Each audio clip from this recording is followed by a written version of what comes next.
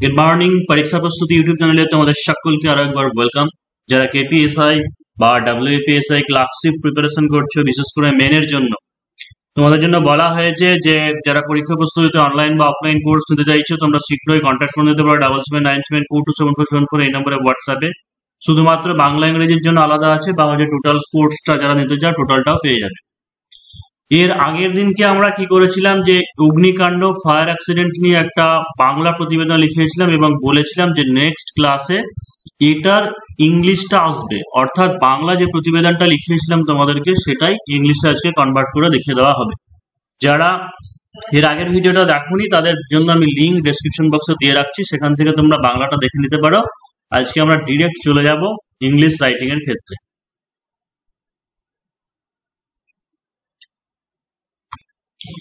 তো দেখো, একটা ফায়ার অ্যাক্সিডেন্ট অর্থাৎ বউবাজার শপিং কমপ্লেক্সে ভয়াবহ অগ্নিকাণ্ড হয়েছে, সেই বিষয় নিয়ে লিখিয়েছিলাম। তো সবার প্রথমে কি হচ্ছে, যে একটা তোমাকে কন্টেক্সচুয়াল অর্থাৎ প্রাসঙ্গিক শিরোনাম হেডলাইন দিতে হবে। তাহলে বাংলায় যেটা দিয়েছি কি, যে বউবাজারের শপিং মলে ভয়াবহ অগ্নিকাণ্ড। তো ইংরেজিতে আমরা কি লিখবো, চলো ইংরেজিতে টাইটেল দিচ্ছি যে ফায়ার গার্ডস। গার্ডস মানে কি হচ্ছে, যে গিলে ফেলা। Fire guards Bowbazar shopping complex. Fire guards Bowbazar shopping complex. Bowbazar shopping complex. দেখো, টাইটেলের ক্ষেত্রে কি করতে হয়, যে প্রথমটা প্রত্যেকটা ওয়ার্ডের ফার্স্ট যেটা সেটাকে ক্যাপিটাল করবে। আর অনেক বইয়ে এমন দেওয়া থাকতে পারে যে টাইটেল বা শিরোনামের ক্ষেত্রে কোনো আন্ডারলাইন করতে হয় না, কিন্তু এই ক্ষেত্রে দিয়ে দেবে, কারণ হচ্ছে এটা একটা টাইটেল, তো শিরোনাম এটাকে আমরা হাইলাইট করছি, সেই কারণে জন্য অবশ্যই আন্ডারলাইন করে দেবে, কোনো অসুবিধা নেই। আর যেটা বউবাজারের ভয়াবহ, ডিভাস্টেটিং বা ট্র্যাজিক এই সমস্ত কিছু তো ইউজ করা যায়, কিন্তু একটু অন্য রকমের। গার্ডস মানে হচ্ছে গিলে ফেলা, এরকম ধরনের জিনিসই তোমার আসল যে নিউজ পেপার সেই সমস্ত জায়গাতে ইউজ করা হয়। তো fire guards Bowbazar shopping complex. এরপরে কি আছে, যে এইগুলো নিউজ পেপার রিপোর্ট রাইটিং, অর্থাৎ নিজস্ব সংবাদদাতা, বা ইংরেজির ক্ষেত্রে কি লিখবে, যে by a staff reporter. By a staff reporter, এই কথাটার মানে হচ্ছে এটাই, যে যে নিউজ পেপারে ছাপানো হচ্ছে, পাবলিশ করা হচ্ছে, সেই নিউজ পেপারের কোনো একজন স্টাফ এটা লিখছে, বা সে তথ্যটাকে, ইনসিডেন্টটাকে কালেক্ট করে এখানে সাজানো হয়েছে, সেই জন্য লিখছি যে বাই এ স্টাফ রিপোর্টার। এরপরে কি দিতে হয়, একটা অ্যাড্রেস দিতে হয়। এই জায়গাতে যেহেতু বউবাজার কলকাতার বলে দিয়েছে, সেই ক্ষেত্রে কলকাতা বলে অ্যাড্রেস দিতে পারো, বা XYZ দিতে পারো, কোনো অসুবিধা নেই। XYZ বলে অ্যাড্রেস দিতে পারো, বা কলকাতা বলেও দিয়ে দিতে পারো। তারপরে এরপরে কি দিতে হবে তোমাকে, এরপরে হচ্ছে তোমাকে তারিখ দিতে হবে, ডেটটা দিতে হবে। তাহলে কি আছে, 13 আগস্ট, তারপর 2022, 2022 সালে 13 আগস্ট ঘটেছে। তাহলে ডেটটা এইভাবে দেবে, যে আগস্ট 13, 2022। এরপরে কোলন দিয়ে শুরু করবে, যে গতকাল গভীর রাতে 1টা নাগাদ কলকাতার বউবাজারের 5তলা বিল্ডিং এর একটি শপিং মল বিধ্বংসী অগ্নিকাণ্ডে ধ্বংস হয়ে গেল। তাহলে দেখো ইংরেজিতে কি লিখছি, যে একটা বিধ্বংসী অগ্নিকাণ্ড ধ্বংস করেছে। সিম্পল পাস্টে লিখবো, ঠিক আছে, সিম্পল পাস্টে লিখবো, যে একটা বিধ্বংসী অগ্নিকাণ্ড মানে ডিভাস্টেটিং ফায়ার, একটা বিধ্বংসী অগ্নিকাণ্ড ধ্বংস করেছে। তাহলে কি করবো, ডেস্ট্রয়েড কলকাতার বউবাজার শপিং কমপ্লেক্স, তাই তো? তাহলে হচ্ছে Bowbazar shopping complex, Bowbazar shopping complex. যেহেতু এটা শপিং কমপ্লেক্স, অবশ্যই প্রথমটা ক্যাপিটাল দেবে, যে বউবাজারের বিটা ক্যাপিটাল, শপিং এর এস, তারপরে হচ্ছে কমপ্লেক্সের C. Bowbazar shopping complex of Kolkata. তাহলে দেখো সেন্টেন্সটা বুঝে নাও ভালো করে, নিজে নিজে সেন্টেন্স তৈরি করা অর্জন করতে হবে দক্ষতা। যে একটা বিধ্বংসী, সাবজেক্ট কোনটা, যে একটা বিধ্বংসী অগ্নিকাণ্ড, যে ডিভাস্টেটিং ফায়ার। ভার্ব কোনটা, যে ডেস্ট্রয় মানে ডেস্ট্রয়েড, ধ্বংস করেছে কাকে, যে Bowbazar shopping complex of Kolkata, কলকাতার বউবাজার শপিং কমপ্লেক্সকে। কবে, গতকাল, তাই তো, গতকাল রাত্রি, গভীর রাত্রি 1টা নাগাদ। তাহলে যে ইয়েস্টারডে অ্যাবাউট 1 AM, অর্থাৎ রাত্রি 12টা হয়ে যাওয়া মানে হচ্ছে AM হয়ে যাওয়া, মানে হচ্ছে 1 AM বলে দিলাম। তার মানে বোঝা যাচ্ছে যে রাত্রের বেলাতে, গভীর রাত্রে 1টার সময়। তাহলে প্রথম যেটুকু সেইটুকু আমাদের হয়ে গেল। একটা জিনিস দেখো যে বাংলায় যেমন প্যারাগ্রাফ দেওয়া আছে সেই অনুযায়ী হবে, ঠিক আছে, বাংলাতে যেমন প্যারাগ্রাফ দিয়েছি সেই অনুযায়ী হবে। কিন্তু তোমাদের এখানে বোঝানোর সুবিধার জন্য আমি কি করে নিয়েছি যে আলাদা আলাদা করে সেন্টেন্স গুলোকে পার্ট করে নিয়েছি ট্রান্সলেশন করার জন্য। অর্থাৎ এখনো ফার্স্ট প্যারাগ্রাফ আমাদের কমপ্লিট হয়নি, যখন ফার্স্ট প্যারাগ্রাফ কমপ্লিট হবে তখন বলে দেবো যে এটা ফার্স্ট প্যারাগ্রাফ কমপ্লিট হলো।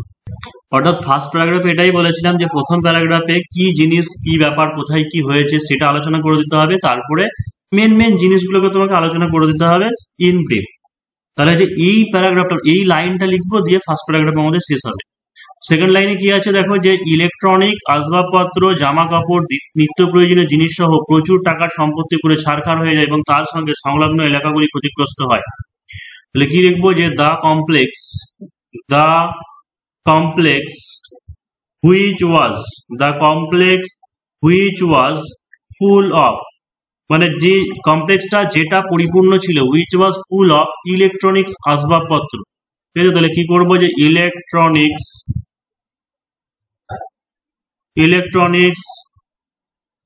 গ্যাজেটস, তারপরে যে জামা কাপড় মানে যে গার্মেন্টস অ্যান্ড নিত্য প্রয়োজনীয় বা বলে দিতে পারে যে এসেনশিয়াল কমোডিটিস, অর্থাৎ একটা শপিং মলে যা কিছু থাকে সবগুলোই। তাহলে যে the complex which was full of electronics gadgets garments and essential commodities, সেইগুলো কি হয়েছে সব পুরো ছারখার হয়ে গেছে। তাহলে হচ্ছে were also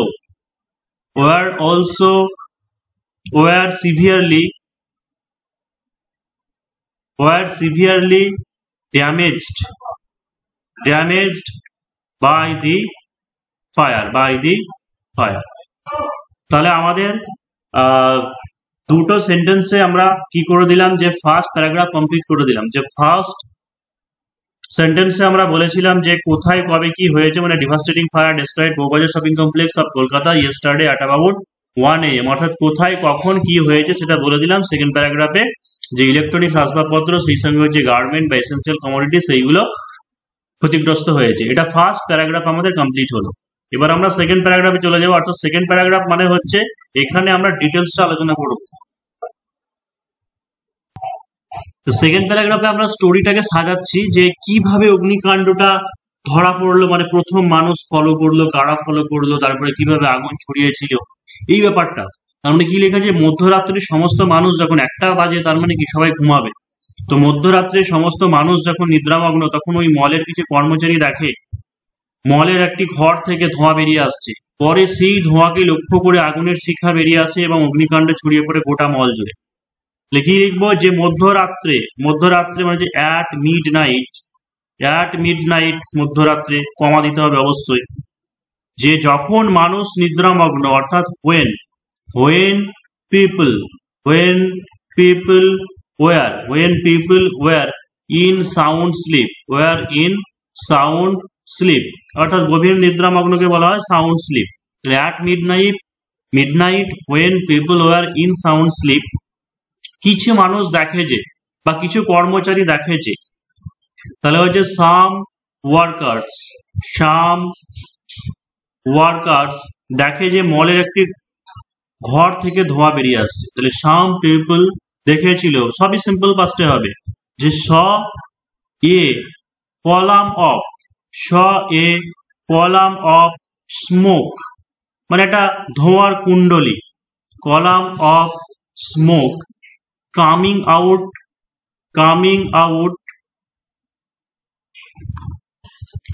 of A room, অর্থাৎ একটা ঘর থেকে কি হয়েছিল যে একটা ধোঁয়া বেরিয়ে আসছিল, কিছু ওয়ার্কার সেটাকে লক্ষ্য করেছিল এবং সেই সঙ্গে ধোঁয়াকে লক্ষ্য করে কি হচ্ছে যে একটা আগুনের শিখা বেরিয়ে আসে। তাহলে অ্যান্ড এক্সপ্লোশন followed it, অর্থাৎ একটা এক্সপ্লোশন কি করে সেটাকে অনুসরণ করে আসে, বেরিয়ে আসে এবং হচ্ছে কি অগ্নিকাণ্ড ছড়িয়ে পড়ে গোটা মল জুড়ে। ঠিক আছে, গোটা মল জুড়ে অগ্নিকাণ্ড ছড়িয়ে পড়ে। তাহলে কি লিখবো যে তারপরে তারপরে দেন দ্য ফায়ার, অগ্নিকাণ্ড, দ্য ফায়ার ছড়িয়ে পড়া কি হয় যে ব্রেক আউট, তাহলে সিম্পল পাস্টে কি করব যে হচ্ছে ব্রোক আউট, তাহলে fire broke out adjacent building, adjacent buildings, অর্থাৎ তারপরে কি হয় যে সংলগ্ন বিল্ডিং এ বা সংলগ্ন এলাকাগুলিতে ছড়িয়ে পড়ে, অ্যাডজাসেন্ট বিল্ডিং। তাহলে সেকেন্ড প্যারাগ্রাফ আমাদের এখনো শেষ হয়নি। সেকেন্ড প্যারাগ্রাফের আমরা দুটো সেন্টেন্স লিখলাম। এরপরে কি হয়েছে, চিৎকারে মলের বিভিন্ন কর্মচারী জেগে ওঠে, তারা কোনোভাবে পালাতে সক্ষম হয়, তারা কোনোভাবে পালাতে সক্ষম হয়, কিন্তু 5 জন কর্মচারী গোদাম ঘরে আটকা পড়ে যায়। তাহলে কি হয়েছে যে চিৎকারে মলের কর্মচারীরা জেগে ওঠে, মানে all the workers, all the workers woke up, wake up, wake up থেকে আমরা সিম্পল পাস্টে করছি যে all the workers woke up to hear commotions বলতে পারো, বা হচ্ছে hue and cry, hue and cry মানে হচ্ছে চিৎকার বা হচ্ছে একটা গন্ডগোল শুনে তারা জেগে ওঠে। তারা কোনোভাবে পালাতে সক্ষম হয়, কিন্তু 5 জন কর্মচারী গোদাম ঘরে আটকা পড়ে যায়। তাহলে কি হবে যে দে কোনোভাবে মানে যে সামহাউ, দে সামহাউ পালাতে সক্ষম হয় বা হচ্ছে ম্যানেজ করা, মানে যে they somehow managed to escape, they somehow managed to escape পালাতে সক্ষম হয়, বাট 5 জন কর্মচারী গোদাম ঘরে আটকা পড়ে যায়, মানে যে 5 ওয়ার্কার্স আটকা পড়ে যায়। অবশ্যই এটা প্যাসিভ ভয়েস, মানে ওয়ার ট্র্যাপ, মানে তারা আটকা পড়েছিল, were trapped, were trapped, were trapped in a garment godown, গুদাম ঘর মানে হচ্ছে গার্মেন্ট গোডাউন।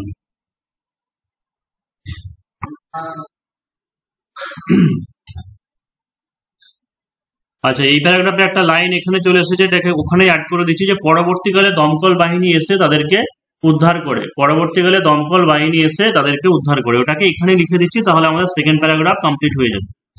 যে তাদেরকে উদ্ধার করা হয়, মানে দে ওয়্যার রেস্কিউড, তাদেরকে উদ্ধার করা হয়, they were rescued by the fireman, by the fireman.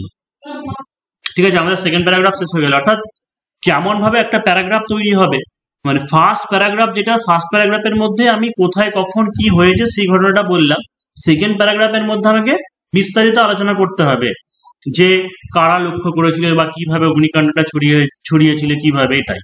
এবার থার্ড প্যারাগ্রাফে সাধারণত কি লিখতে হয়, এর পরে ঘটনাটা হয়ে যাওয়ার পরে কি প্রিকশন নেওয়া হয়েছে বা কি মেজার টেকেন করা হয়েছে, এই সমস্ত জিনিস বা ক্ষয়ক্ষতির পরিমাণ, এইগুলো আমরা শেষ প্যারাগ্রাফে লিখবো।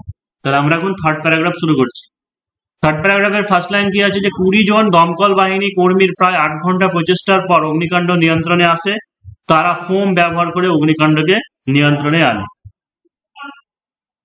দেখো, সবসময় বাংলা যেরকম আছে ইংরেজি হুবহু সেরকম করতে হবে তা নয়, আমি নিজের মনের মতো সাজিয়ে নিতে পারি এবং সহজ করে নিতে পারি।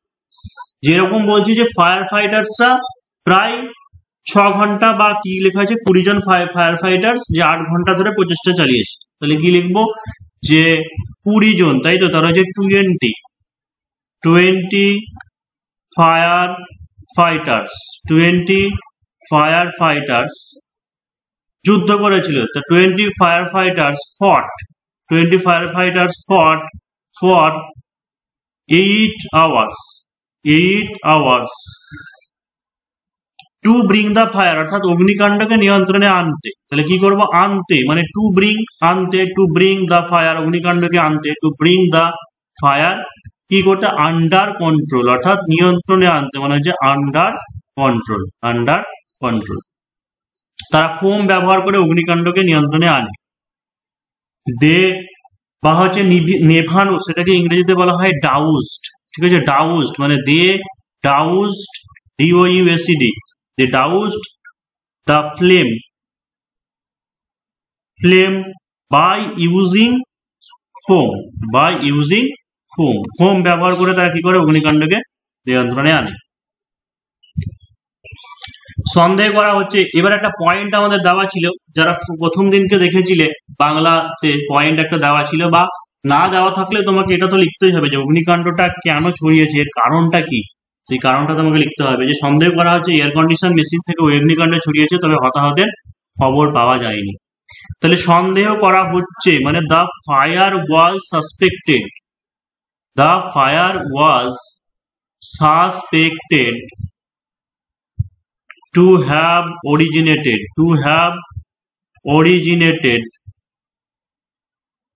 from an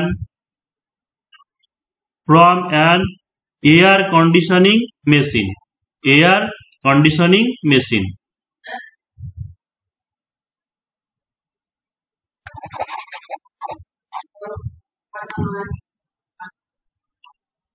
from an air conditioning machine, from an air conditioning machine থেকে ছড়িয়েছে বলে হয়েছে, কিন্তু কোনো হতাহতের খবর পাওয়া যায়নি। মানে there was no injury, there was no injury, there was no injury to anyone,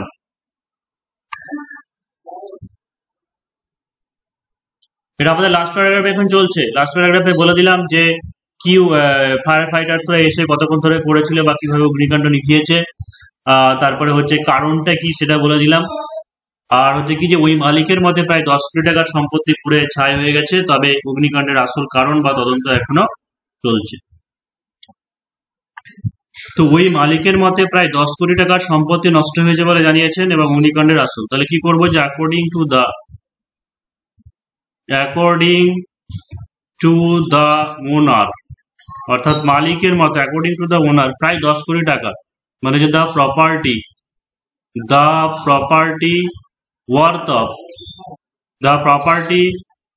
of 10 crores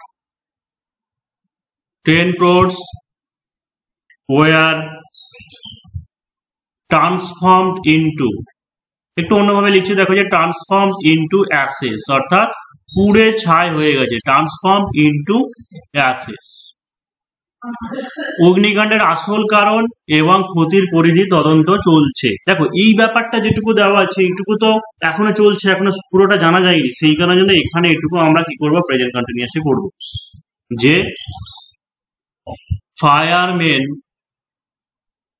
firemen are investigating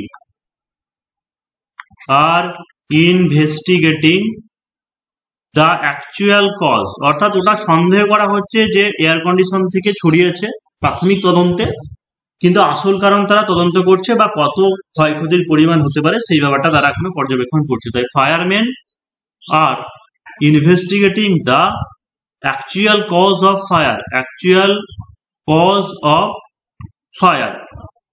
and the extent of damage,